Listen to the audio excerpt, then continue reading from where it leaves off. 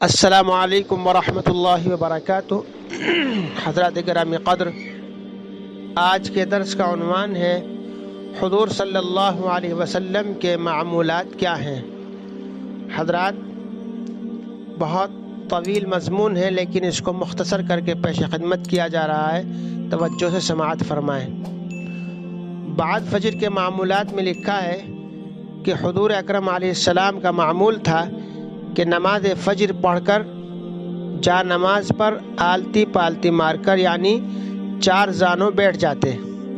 صحابہ رضی اللہ عنہم اجمعین پروانہ وار آپ کے پاس آ کر جمع ہو جاتے۔ حضرات، یہی دربار نبوت تھا، یہی حلقہ توجہ تھا، یہی درسگاہ ہوتی تھی، یہی محفل احباب بنتی تھی، یہیں آپ نزول شدہ وحی سے صحابہ کو مطلع فرماتے کہ کیا وحی نازل ہوئی، اللہ کا کیا حکم نازل ہوا ہے۔ یہیں آپ فیوز باطنی اور برکات روحانی کی بارش ان پر فرماتے۔ یہیں آپ دین کے مسائل، معاشرت کے طریقے، زندگی بسر کرنے کے طریقے، معاملات کے ضابطے، اخلاق کی باریکیاں ان کو تعلیم فرماتے۔ لوگوں کے آپس کے معاملات و مقدمات یہیں فیصل فرماتے، یہیں ان کو حل فرماتے تھے، گویا کہ یہ عدالت بھی ہوتی تھی۔ اور بعد ظہر کے معمولات میں آتا ہے کہ نماز ظہر با جماعت پڑھ کر اکثر مدینہ کے بازاروں میں گشت لگاتے، دکانداروں کا معائنہ و احتساب فرماتے، ان کا مال دیکھتے کہ مال اچھا ہے یا برا، اس کو جانچتے، اور ان کے ناپنے تولنے کی نگرانی فرماتے کہ کہیں کم تو نہیں تول رہے ہیں۔ بستی اور بازار میں کوئی شخص ضرورت مند ہوتا، اس کی ضرورت پوری فرماتے۔ بعد عصر نماز عصر با جماعت پڑھ کر ازواج مطہرات میں سے ایک ایک کے گھر تشریف لے جاتے، اپنی بیویوں میں سے ہر ایک کے یہاں تشریف لے جاتے، خیریت معلوم کرتے اور تھوڑی تھوڑی دیر ہر ایک کے یہاں ٹھہرتے، اور یہ کام اتنی پابندی سے کرتے کہ ہر ایک کے یہاں مقررہ وقت پر تشریف لے جاتے، اور سب کو معلوم تھا کہ آپ وقت کے بہت قدر شناس ہیں، یعنی وقت کو بہت پہچاننے والے، اس کی قدر کرنے والے ہیں اور پابند ہیں۔ چنانچہ کوئی بھی کسی سلسلے میں وقت ضائع نہیں کرنے کی کوشش کرتے تھے آپ کے ساتھ۔ بعد مغرب کے معمولات میں آتا ہے نماز مغرب با جماعت پڑھ کر اور نوافل، یہ جو ہوتے نا اوابین کے نوافل پڑھتے تھے، اور کبھی کبھی چھوڑ بھی دیتے تھے تاکہ امت پر فرض، واجب یا سنت مؤکدہ نہ ہو جائیں۔ اوابین سے فارغ ہو کر جن بیوی کی باری ہوتی، آپ رات گزارنے کے لیے وہاں تشریف لے جاتے۔ اکثر تمام ازواج مطہرات یعنی تمام بیویاں اسی گھر میں آ کر جمع ہو جاتی۔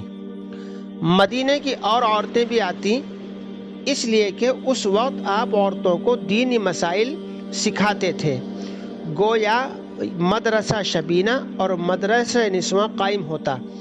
مدرسہ شبینہ رات کا مدرسہ، رات کی تعلیم کا سلسلہ، اور مدرسہ نسواں عورتوں کا مدرسہ، عورتوں کا اسکول، جس میں انتہائی ادب اور پردے کے ساتھ عورتیں علم دین، حسن معاشرت زندگی بسر کرنے کا اچھا طریقہ، حسن اخلاق کی باتیں اس معلم انسانیت سے سیکھتی تھی۔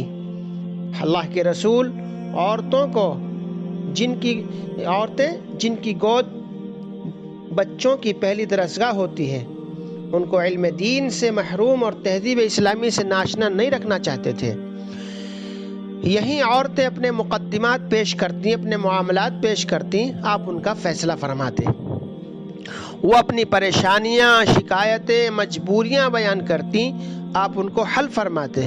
اگر کوئی بیعت ہونا چاہتی تو آپ ان کو بیعت فرما لیتے۔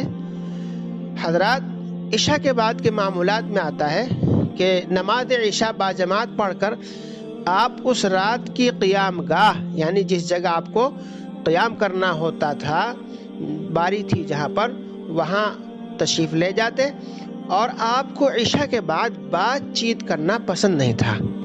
آپ ہمیشہ داہنی کروٹ سوتے، اکثر داہنا ہاتھ رخسار مبارک یعنی گال کے نیچے رکھ لیتے، قبلے کی طرف سرہانہ کرتے، جا نماز اور مسواک اپنے سرہانے ضرور رکھ لیتے۔ سوتے وقت سورہ جمعہ اور سورہ حشر، سورہ بنی اسرائیل، سبح اسم ربک الاعلی، سورہ تغابن، سورہ صف کی تلاوت کرنا بھی روایات میں ملتا ہے۔ اور سوتے وقت فرماتے خدایا تیرا نام لے کر مرتا اور زندہ ہوتا ہوں، جس کو عربی میں کہتے ہیں اللہم بسمک اموت و احیا۔ اور کبھی آدھی رات، کبھی 2/3 رات کے بعد اٹھتے اور فرماتے اس خدا کا شکر ہے جس نے مرنے کے بعد زندہ کیا اور حشر بھی اسی کی طرف ہوگا، جس کو عربی میں کیا کہتے ہیں الحمدللہ الذی احیانا بعدما اماتنا والیہ النشور۔ پھر مسواک سے دانت مانجتے، وضو کرتے، تہجد کی نفلیں کبھی 2، کبھی 4، کبھی 6، کبھی 8، کبھی 10 پڑھتے، اور زیادہ بھی روایت میں آتی ہیں۔ اور اس کے بعد 3 رکعت وطر پڑھ کر 2 رکعتیں نفل کھڑے ہو کر پڑھتے۔ آخر عمر میں بیٹھ کر پڑھنے کا معمول ہو گیا تھا اور دعا زیادہ لمبی مانگتے تھے۔ کبھی نفل نماز کے سجدے میں دیر تک دعا مانگتے، پھر آرام فرماتے، اور روایات میں آتا ہے کہ اتنی لمبی لمبی رکعتیں پڑھتے تھے کہ آپ کے قدمین شریفین، آپ کے پیر مبارک آپ کے پیروں پر ورم آ جاتا تھا۔ اللہ اکبر۔